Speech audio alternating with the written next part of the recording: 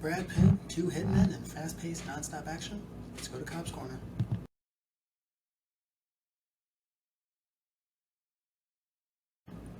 Hello listeners, and welcome to Cobbs Corner, where today I'm reviewing Bullet Train.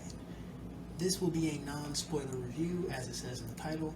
The general rule of thumb going forward is that all of my episodes will contain spoilers, unless they say otherwise in the title, as is the case with today's episode. So without any further ado, let's get started.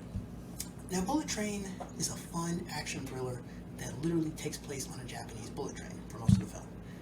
I felt like I was watching John Wick, Kill Bill, Murder on the Orient Express, and Deadpool all at once.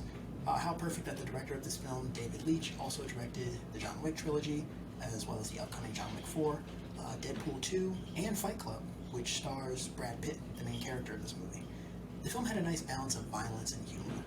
Brian Tyree Henry and Aaron Taylor Johnson play these two hitmen who are working on a job on the train, and their banter throughout the film was phenomenal. Comic relief. It was the first time I heard Brian Tyree Henry use a British accent. Marvel fans will remember him as Phastos from Eternals.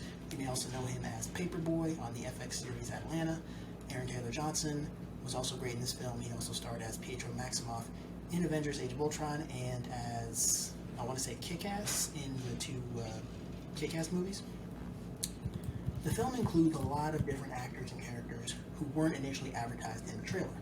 And each of these characters kind of gets their own little backstory to explain how they ended up on the train, whether if it was for revenge or to save someone, and their involvement in the larger story. The film serves as sort of a love letter to the late 90s and early 2000s action thrillers such as Smoking Aces and Pulp Fiction. The film reminded me of Pulp Fiction, which is my all-time favorite Tarantino film, which I may review one day.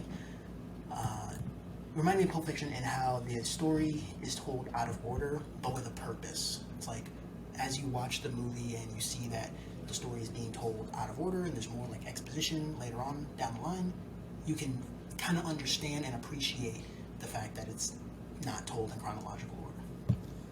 Unlike Deadpool, there are no fourth wall breaks in this film, unfortunately, but given the fast-paced action and frequent flashback scenes, correction, there's actually one scene with Brian Tyree Henry and Aaron Taylor Johnson, my bad, where there is a bit of fourth wall breaking, but that's not like a running thing throughout the film, as it is in Deadpool. So there's one scene that contains a few fourth wall breaks, but not as much as like Deadpool. Fast-paced action, frequent flashback scenes. It definitely reminded me of Deadpool in that regard as well. I saw this movie with my girlfriend, and like the entire time she is just like shocked by the amount of like violence and humor and like story that is there. So I realized she's not really the action thriller type. So it was definitely a fun experience for the both of us. The only complaint that I have regarding this film, one complaint, and it's kind of a nitpicky thing, and that is the fact that the plot does get a little bit convoluted in the middle as the different characters meet each other and we start to see each part of the story come together. About halfway through the second act, the film becomes a little bit hard to follow. But this convolution, however, is only temporary, as the film has an exciting third act which brings everyone together beautifully in a climactic clash well worth the build-up.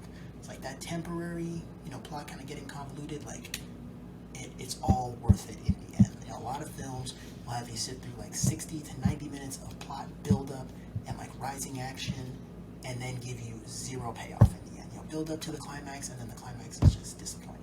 This film does the exact opposite, and definitely delivers on the promises.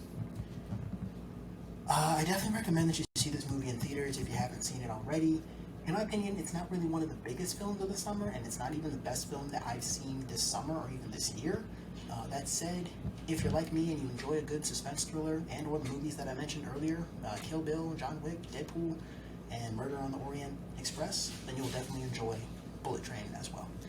I plan to do a deep dive into this film and give you a spoiler-filled review once this movie is available to stream. Overall, I give this movie a score of 8 out of 10. Comment down below with your thoughts on the film. Those of you who have seen this film, please don't put any spoilers in the comments. Next week, we'll be back to our regularly scheduled program, our Infinity Saga review series, with my review of Guardians of the Galaxy Volume 2. So stay tuned for that, and be sure to subscribe to this podcast wherever you're listening from, and turn on your post notifications because I drop a new episode every Friday at 10 a.m. Eastern Time, and you don't want to miss out. I'll talk to all of you in the next episode. Peace.